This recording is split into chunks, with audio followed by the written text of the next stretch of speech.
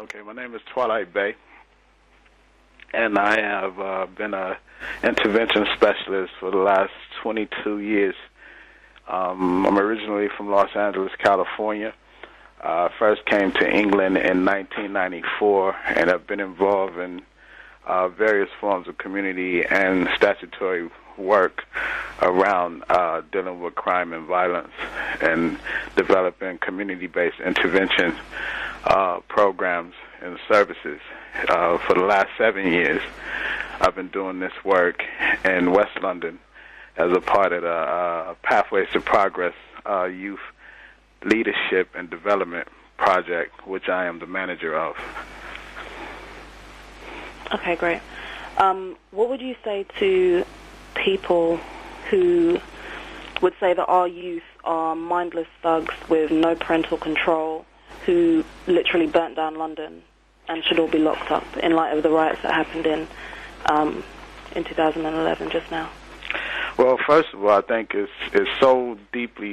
a deeply complex issue, and there's so many different facets to it that to assume that every young person was mindless and did not have legitimate angers and frustrations that they felt necessary to express in the context of civil unrest, I think it's not wise for us to take that position as a society and those responsible for looking after the youth.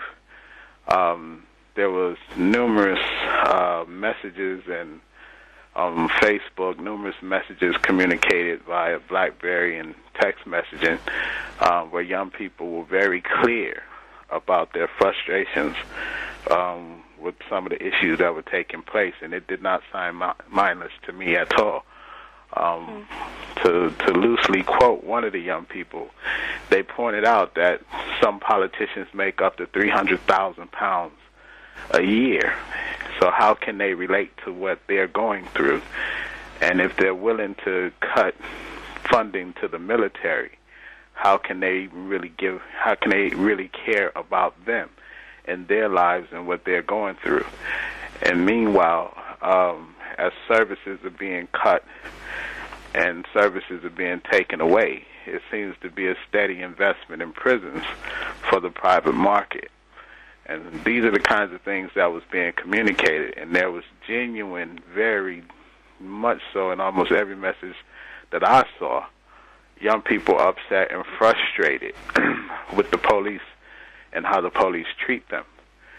And as far as the misuse of the label gang being applied at the moment, you know, from being a person who has worked with gangs all over the world, and nearly, you know, in the Americas, in Europe, and in Africa, one thing that I think is really being done and what's being said about this being gangs or a gangs problem, I believe it's too broad an issue, and I believe that the mislabeling of what I consider to be based on Simon Halsworth's definition of gangs, which this definition is used by the Metropolitan Police Authority.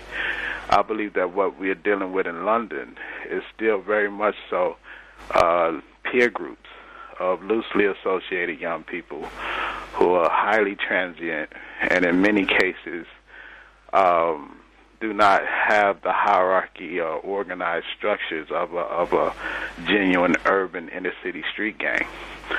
And so I think the mislabeling of the young people as gangs and the overuse of that by the politicians can misguide the public as to what's actually required in terms of dealing with the problems that are affecting young people in London. Okay, so what are your views on the way that the police and the authorities have handled our young people, not just during the riots, but over the last few years? You already mentioned that the young people have noticed that there's more emphasis on building prisons and kind of funding MPs than there is an emphasis on them. So how would what are your views on the way that they're being treated generally by the police and the authorities? I would say on the whole, Many young people will have good experiences with police officers.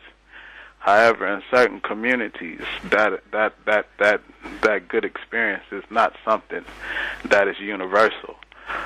I've experienced situations where young people have been detained by police officers with no legitimate reason for detaining them. I've been able to support young people through referring them to solicitors to take on cases where, they've been arrested and there was no reason to arrest them. And there's been numerous cases where, numerous sessions that I've sat in where young people even have nicknames for some of these police officers and the way that they treat them, and call them, one of the nicknames is quite popular of a cop in the West London area is RoboCop. And they say that this guy will chase you. It was like he was a robot. He just wouldn't stop and until he caught up with you. And then if you made him do that running and there was nothing on you and you didn't have anything, that sometimes that would lead to some what young people have described as officers allegedly hitting them, beating them, and pushing them around. And so those are the kinds of things that we hear from young people about their engagement with police officers, and having seen solicitors get involved in cases and see that the police have been found to not follow the proper procedures. That's what informs my opinion that there has not been a fair treatment of young people, especially in certain communities in London. And some of these communities may be seen as very diverse communities with young people from African Caribbean right across to Turkish and Moroccan and Algerian ancestry. So you don't think it's just a race issue? I don't think that it appears to be a race issue on the surface. However, when you look at the amount of contact that certain groups of young people based on their ethnicity have with the police, I mean, the statistics already have proven that, young black males in London are several times more likely to be stopped and searched by the police. And when you look at how many of these stops and searches have led to actual arrests, less than 1%, less than 0.5% have actually led to an arrest.